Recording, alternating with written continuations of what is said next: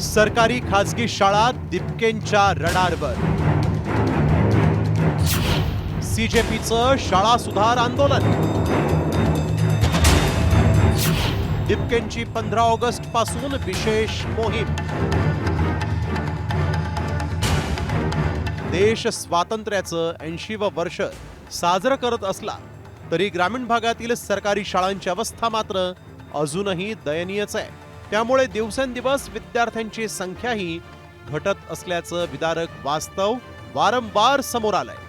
त्यामुळे सीजेपीचे संस्थापक अभिजित दिपकेंनी नीट पेपर फुटीनंतर आता आपला मोर्चा थेट सरकारी शाळांकडे वळवलाय। विद्यार्थ्यांच्या मूलभूत सुविधांसाठी 15 ऑगस्ट पासून विशेष मोहीम सुरू करण्याची मोठी घोषणा दिपकेंनी केली। यावेळी त्यांनी नवी संसद आणि पंतप्रधानांच्या निवासस्थानावरून भाजपवर निशाणा साधला। नोटबंदीनंतर हेडक्वार्टर बांधण्यात आले, आता नवीन पार्लिमेंट बांधण्यात आली, नवीन पीएम हाऊस बांधण्यात आलं, पण शाळांचं काय? या 80व्या वर्षाची सुरुवात जी आपण केली पाहिजे ती ग्रामीण भागातल्या सरकारी शाळांना नीट करून सुधारून केली पाहिजे, कारण की त्याच्याशिवाय आपला देश पूर्णपणे विकसित होऊ नाही शकत। मी स्वतः हिंगोलीला 15 तारखेला सकाळी जाणार आहे आणि मी तिथे जाऊन सरपंचांना विनंती करणार आहे, गावकऱ्यांना विनंती करणार आहे की सगळ्यांनी एकत्र येऊन जी गावात शाळा आहे त्या शाळेची सुधारणा केली पाहिजे, जेणेकरून जे मुलं मुली तिथे जातात त्यांना सगळ्या सुविधा भेटल्या पाहिजे। सीजेपीचे अभिजित दिपके सरकारी शाळांसाठी मोहीम सुरू करणार आहेत। शाळांमध्ये जाऊन सोयी सुविधांची ते पाहणी करणार आहेत। हिंगोलीमध्ये सरपंचाकडे शाळा दुरुस्तीची मागणी करणार असल्याचं देखील कळतंय।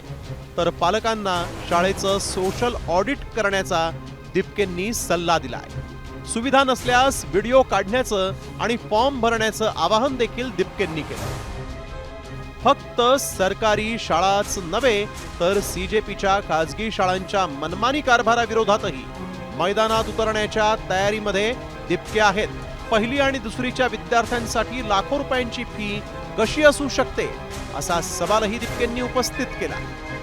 प्रायव्हेट ज्या स्कूल्स आहेत त्या 1-1.5 लाख घेऊ नाही शकत पहिली आणि दुसरीच्या क्लाससाठी। असं काय शिकवता तुम्ही जगा वेगळं की तुम्ही 1-1.5 लाख घेताय? तेवढी तर म्हणजे जे पालक आहेत त्यांची थोडी इन्कम नाहीये, तुम्ही 1-1.5 लाख एका वर्षाचे घेतायत। कशाचे घेतायत तुम्ही? एबीसीडी शिकवायचे 1-1.5 लाख घेणार आहे तुम्ही। आणि जे मिडल क्लास आहे, लोअर मिडल क्लास आहे किंवा गरीब लोक आहेत त्यांची अशी लूटमार करू नये। एकीकडे सरकारी शाळांमधील शिक्षणाच्या दर्जावर नेहमीच सवाल उपस्थित केले जातात, त्यामुळेच पालक खाजगी शाळांकडे धावतात।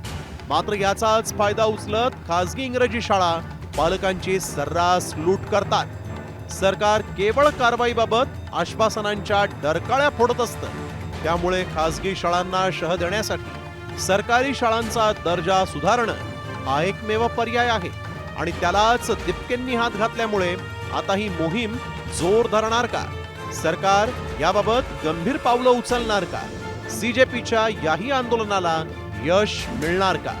अशा अनेक प्रश्नांच्या उत्तराकडे राज्यातील जनतेचं लक्ष लागून राहिलंय। माधव सावरगावे, साम टीव्ही न्यूज, छत्रपती संभाजीनगर।